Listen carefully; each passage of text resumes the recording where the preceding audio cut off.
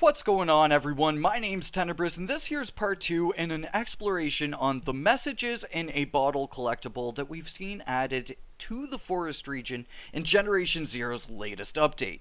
We're uncovering fat lore, spicy hints at GZ's potential future, and having our first introduction to new characters that will be super important in the future.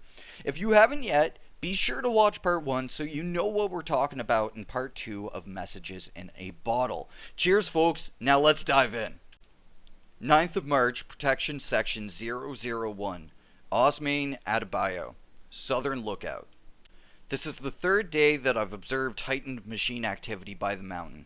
Commander Strum has restricted almost all of us to stay at camp for now. The machines are building something, just like Maria said they sometimes do. I guess I was stupid for believing they wouldn't be coordinated enough to do that. We need to contact the groups we've been helping. It might not be safe to stay here. 10th of March. Base Camp have tried contacting Protection Section 003, stationed at Lorang, but there's no response and there are too many machines roaming around to risk a trip there. We all know they would think the same as us, though. We need to get rid of these machines and whatever they're building. Otherwise, the civilians we've helped will die or be forced to flee. We promised them protection. Now it's time to live up to that promise. We cannot hide and stockpile forever, and I will not listen to those who want to go down that cowardly route. March 12th. Still no contact with the Lorang section. It's up to us to make this area safe. Commander Strum finally has everyone preparing for the fight, and Maria went to get more fighters from Damtort. We're a bit low on seasoned soldiers, but the teenagers are good at fighting. It'll be good for them to learn a little bit more about coordinated attacks. The camp has been attacked. Not sure how many we lost. Think most of us managed to flee. Machines everywhere. Like they knew what we were planning. We have to fall back. Try to regroup somewhere else. I will try to spread the word. Don't stay in this area as long as the machines hold that mountain. They will see you. Godspeed. So this is our first introduction to Osmain, who was mentioned in the last letter we read in part 1, an emotional letter left by a resistance fighter named Maria. So there are a few things here to go over for Osmain. So first and foremost, he and Maria are resistance fighters. Though they mark their letters like military, they don't actually write like a soldier would. They write more like a militia or like a full military than full-on trained soldiers. I think this makes a ton of sense lore-wise. With everything that's happened in Generation Zero's plot with Alpine Unrest, Elsa is basically leading the whole resistance. So with Elsa, who is military leading the resistance, things would become much more militaristic as a whole for the resistance. Even though they're referring to other people as civilians, I think that that just is a way of differentiating normal folks from the resistance as opposed to differentiating normal folks from, like, police force or military. Another important thing to note from this message is another thing that was included in Maria's message that I didn't really include back then because it didn't have as much relevance. So these protection sections are various sections across the map that the resistance have designated as sections of the map that they will protect. I really hope at some point we'll be able to see like a map in a resistance base of these protection sections. And lastly, Osmain's character seems a very businessy, official kind of character, so I'm really curious to see how that's going to play out with him being a potential storyteller in our bases. I'll use this place to write down any observations I make while fishing or hunting in the area. Maybe you, whoever you are, will find it useful. I hope so. If you want to contact me and can't find me here, I'm either out hunting or at the farm up north with the old people, helping out however I can. Not that they particularly need my help, but they seem happy to get it anyways, so I keep going there for some reason. You can come there if you need food, by the way. They're growing it for whoever might need it. Don't let Rika scare you. She just wants people to do things a certain way. She means no harm with it. Captured 2 decent perches today. Rika will be happy. She sang a whole song for me the last time I brought perch. Think there might be pike spawning? Can see splashing in the weeds. Saw some machines while out hunting today. Came back to check on the old folks, but they hadn't heard anything, and Bure just started fretting, so I needn't have worried. Have to stop worrying. Lost a whole day making the trip back too early. Caught 3 roaches in a lake south of here. 2 of them smaller than I'd normally keep, but I can't bring myself to throw away food anymore. I hope you forgive me, Grandpa. They left without me. I can tell that Rika was feeling guilty. They still did it, though. I mean, it makes sense. I don't blame them. I just thought they would be different.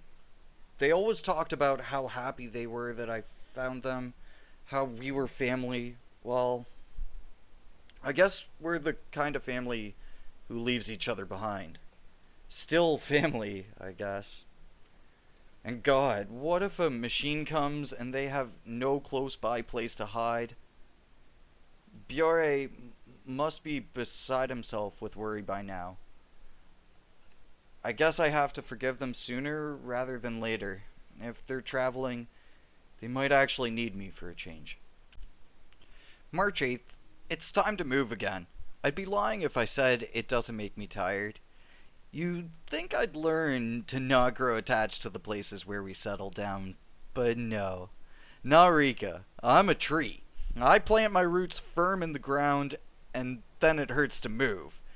When all of this is over, I'll settle down in a nice little cabin and spend the rest of my retirement drinking coffee and not moving an inch, as it was supposed to be.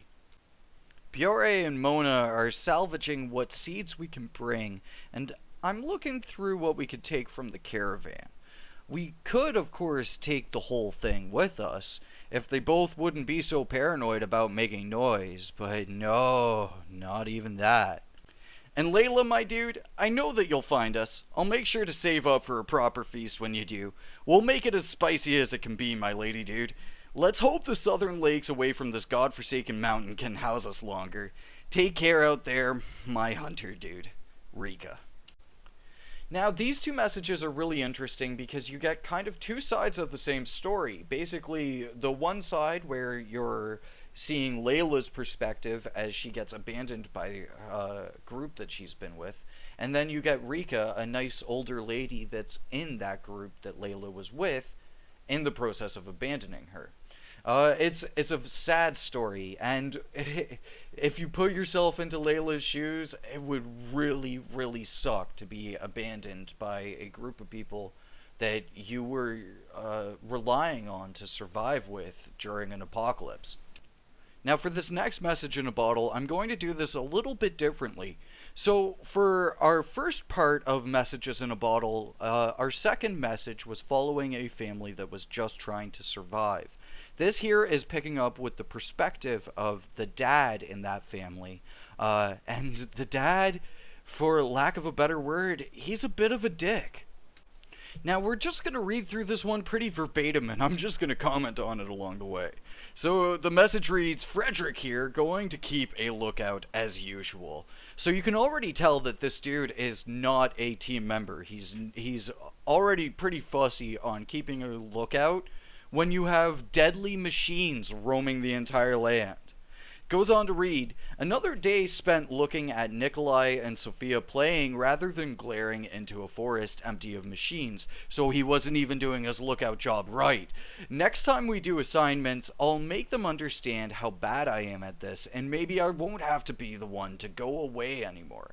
I bet Maria would do great up here. She's way more disciplined than I am, but I can be just as good with the kids as she is. Now, there's an interesting little piece of world building in here, in which case we can hear about just everyday civilians doing assignments, which is kind of interesting. It's like if you're a prospective resistance member, then you'll probably start off by doing some assignments for them before you're actually a full-fledged resistance member. But as the message goes on, you get to see how much of a dick Frederick really is. So the message goes on here to say, saw Nikolai fall and scrape his knee today. Neither Maria nor Rupert were even there to comfort him. Poor lad. So In the last message, you have him complaining about having to keep lookout and saying how he'd be able to take care of the kids. But then, literally the next message after that has an example of him not taking care of the kids. I'm sorry, dude, but if it were up to me, Freddy here would be off the island. We would be using him as fodder for the machines as we make our escape at some point in time.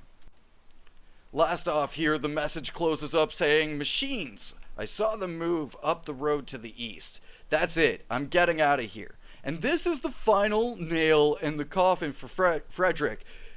We could kind of assume here that he probably just bailed out on his family and hopefully died in the process. Whew, that got a little dark. Sorry about that. So there we go, my dudes. Part 2 of the messages in a bottle here in Generation Zero. And even though this one might not seem so spicy to you dudes, you're going to see how this, specifically this message here from Frederick, is going to play into things in the future when we have a future discussion video about NPCs in Generation Zero. And also along the way here, we managed to uncover some really juicy lore about the Resistance when it comes to protection sections. And maybe, again, hopefully someday we'll see a map of those protection sections. But for now, thank you so much for watching. Hopefully you all enjoyed part 2. Part 3 is going to be coming out tomorrow, so look forward to it. And again, if you have not watched part 1, please go watch that now. But I've been Tenebris, you've been awesome, and I will catch you all in the next one. Until then, peace.